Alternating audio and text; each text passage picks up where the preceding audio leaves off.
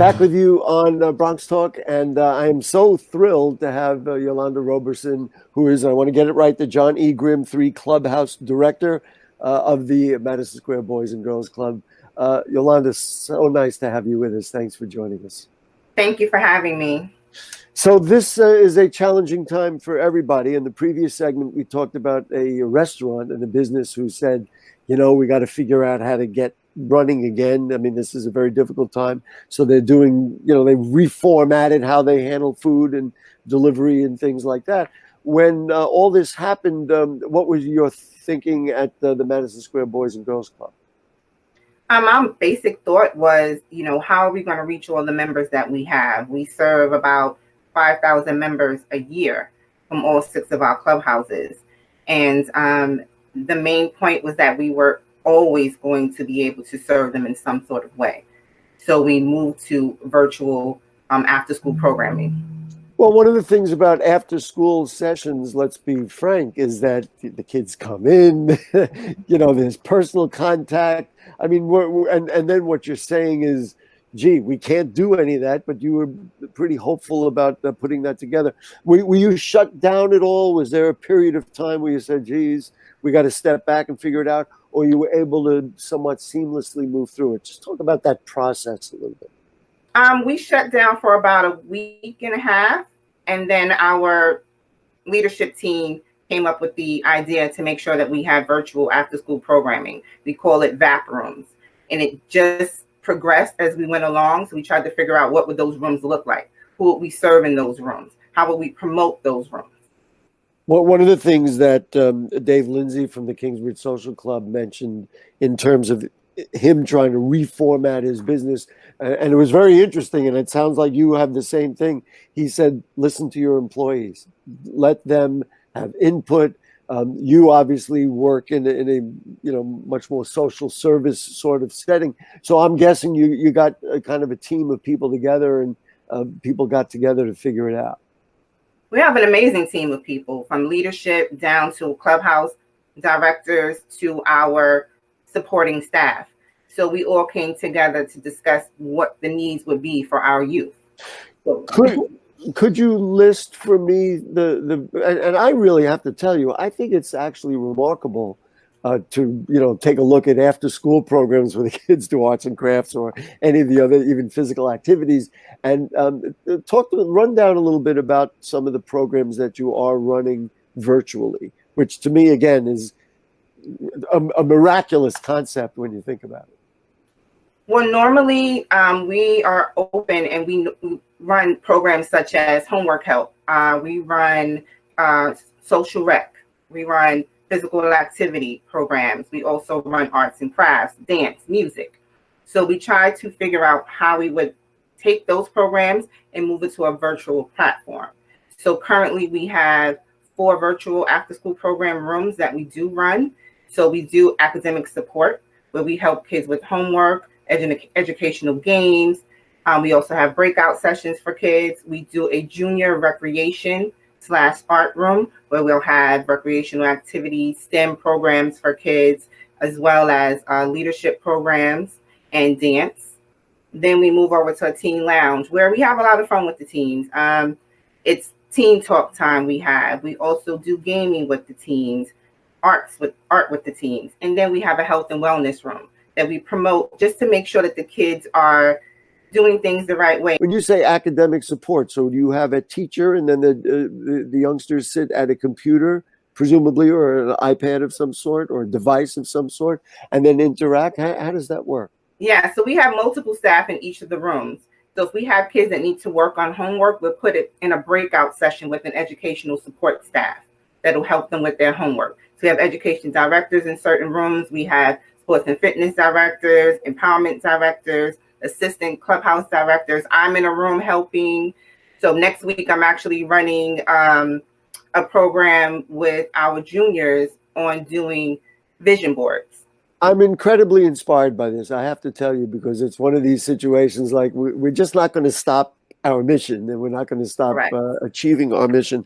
So I'm just trying to visualize it. So the kids sit there and they'll come and say, this is my homework for today, and then a staff member will work with them. About how many youngsters in a room We're at one time? averaging probably about 30 kids in all 4 Wow. rooms. So, we're making sure that each room has a certain amount of kids, and we have staff to member ratio in those rooms. Mm-hmm. And let's say, I mean, I'm just looking, there's from the list that you said, there's a dance program. How do you run a dance program We run in the this dance new program way? in the breakout room. So the kids go into like a separate space with the program staff, and they'll do workouts, they'll do routines. TikTok is very hip nowadays, the TikTok videos. So kids love to do TikTok videos. I'm trying my best to learn. But they love that. It's just the interaction and the engagement that the staff have with the kids. It can be from the members to adults or for peer-to-peer interaction, which is amazing. Families are amazing in terms of supporting us with having the kids come on, and we also support the families with keeping their kids involved while maybe mom needs to cook dinner or mom needs, a half an hour to just relax because she's been home all day, or dad. So again, just going down the list of things that you said, let's talk about the teen lounge. Sure. They get together and talk about stuff. We talk about I don't know how to characterize it. Right. We talk about everything from music to, social media to what's the pandemic. I mean, that's on everyone's mind. When are things going to go back to normal? When is the club going to open? That's our number one question we get. Teens interact with one another. They haven't seen each other. Everyone's, social distancing and at home. So it's just, hey, I haven't seen you in forever. And they have their dialogue amongst each other. And we also do a lot of gaming. That's been a lot of fun with the kids as well. Describe to me what that gaming is. I do want to follow up on the whole social interaction thing, but you mentioned gaming. How does that kind of thing work? Oh, we love to play. We're very competitive with charades, taboo, Kahoot. Those are some of the games that I'm learning how to play, and I'm getting pretty good at it, and the kids are really enjoying it. And it's games that you can play online that they can play together. I'm tremendously inspired by it, in part because in order to manage these things, you must really have a great staff, because they have to really be dedicated to doing these things. It's one thing to do it in a room with kids and they're all running around or whatever they're doing, but it's another thing to try and keep their attention in through this challenging medium. So my shout out to your staff, but maybe you want to have a quick word about who they are. Oh, definitely. All Madison staff are trained on how to work with the youth and youth development. So you have to be creative, you have to be resourceful, you have to be engaging. Classroom management, you still have to have classroom management, even though we're doing things virtual to keep order. So the entire staff at the Madison Square Boys and Girls Club are amazing. I know that you are forever hopeful. You couldn't do what you do if you weren't forever hopeful. But there are signs out there. I mean, some of the communities are complaining now that all of a sudden graffiti is popping up again. Talk about how the kids are doing from your perception. And again, we know it's funny. They want to go back to school because they just want to get out of the house and see their friends.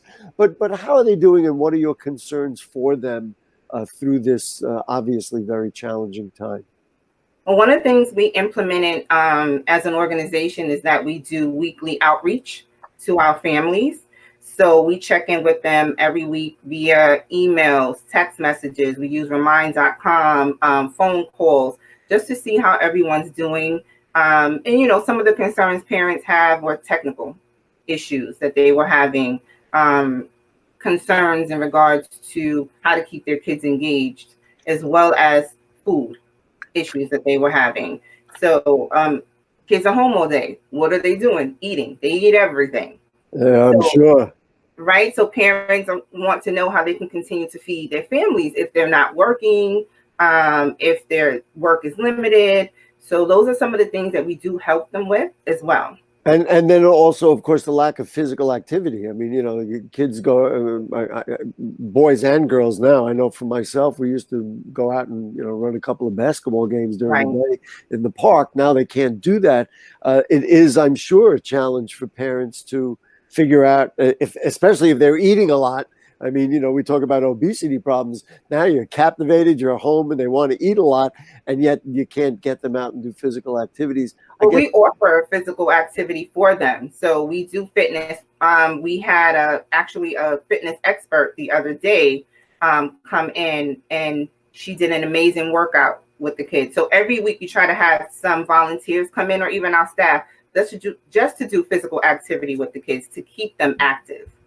Wow. And about, again, you talked about classes of 30. Do you have a sense now, general population, how many are you serving?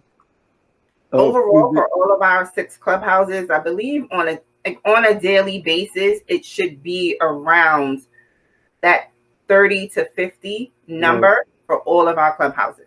And unlike maybe when you have physical space considerations, you could do many more if people could log in and sign up, right? I mean, it doesn't matter how many windows you have, right? Correct. We do have an unlimited number of windows, and we can invite as many kids as we want. We do invite those kids, but again, some have technical issues.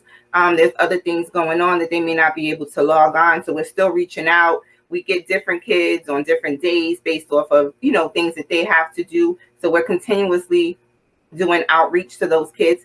Hopefully we'll have hundreds of kids in each room every single day. That is our goal. Well, let's put out contact information. How do they get to you during this virtual time so that the parents and the youngsters can participate?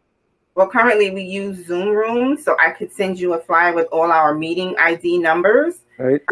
And we can have the kids log on based off of their interest and their age. Is there a website they can go to find more information? www.madisonsquare.org. Before we let you go, I want to do a little bit of a shout out. I know you host food distribution services.